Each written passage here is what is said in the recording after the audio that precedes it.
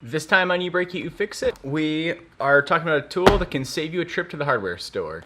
Let's get to it.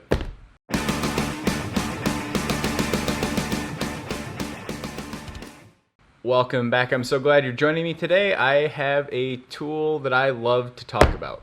It's not big, it's not sexy, it's not expensive, but it will save you a trip to the hardware store, possibly the parts store. It'll possibly save an entire repair or build. A very non-sexy plastic welder kit. Now you may have noticed on most newer vehicles, pretty much from bumper to bumper, everything is made out of plastic. And what happens to plastic? It breaks. No matter how hard you try sometimes, taking dash bezels out, taking your bumper off, whatever it may be, you're gonna break something. And this is where this little bad boy comes in handy. I have saved, when I worked in a collision shop and in my own life, I saved customers and myself thousands upon thousands upon thousands of dollars with this. I think this specific kit, maybe it was 30, 35 bucks. You don't need an expensive one, though they do make some really, really nice ones with better features, better control. If you're doing specifically plastic repair or have a lot of that in your life, I would recommend getting a better one. But for me, this always proved to just get the job done. I love this thing. And the best part about this kit, when you're looking for kits, the two most important things you need in a kit is a heat source, which this might look familiar to you. What does that look like? Kind of looks like a wood burner, doesn't it? I've seen guys actually use wood burners. I don't know how similar they are. I know the tips are interchangeable where you can get, fine point wood burner tips and put those in there. I've tried that a couple times and I've just snapped the brass right off where it seems like this might actually get hotter. Still not sure. Someone can tell me in the comments below.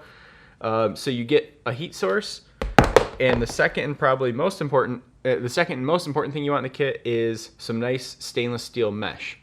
Now the mesh is where the strength in your repair comes in. I'm doing a video later today where I'm going to talk about plastic welding and repair 101. I love plastic welders. I'm not a glue guy. Glue for some reason just doesn't work for me. I haven't had a great track record with epoxies and glues and plastic mixed together.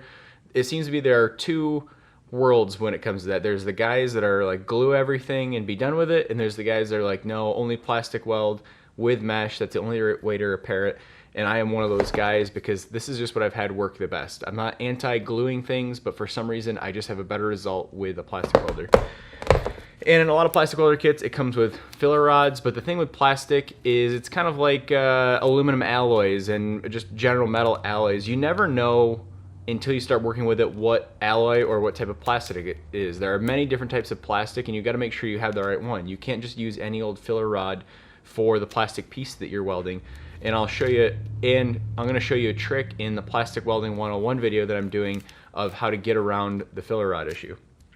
It comes with a nice little holder so you don't burn your workbench or toolbox surface, a wire brush to clean the plastic, and that's basically really all you need. This is a pretty short tool review video, but really when it comes to plastic welding, you need a heat source, stainless steel mesh, a little bit of hand skills, and that's it.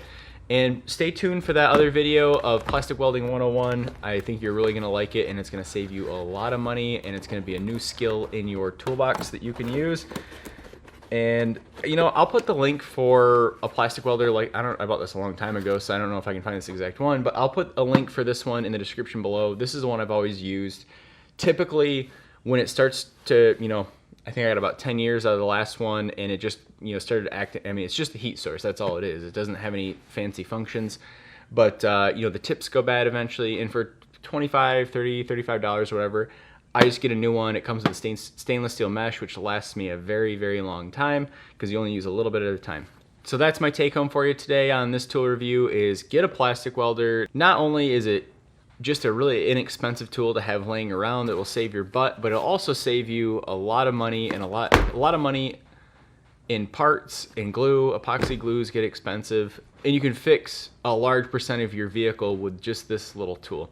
That's all I've got for you today. If you have a favorite plastic welder, or even, would even be better for me, a favorite glue that you've used on plastic that works very well, hit me up in the comments down below. I love learning new stuff. As you know, if you've been following for a long time, I don't like to do stuff the hard way. I like to shortcut and learn the easiest way to do it so I can just enjoy my time in the shop while I can and spend my spare time with my little kids and my wife. Please like, subscribe, follow me on Instagram. I try to be as active as possible in there just to give you more value and quick tips. And as always, I'm Jim Murphy. This is You Break You Fix It, and I'll see you in another video.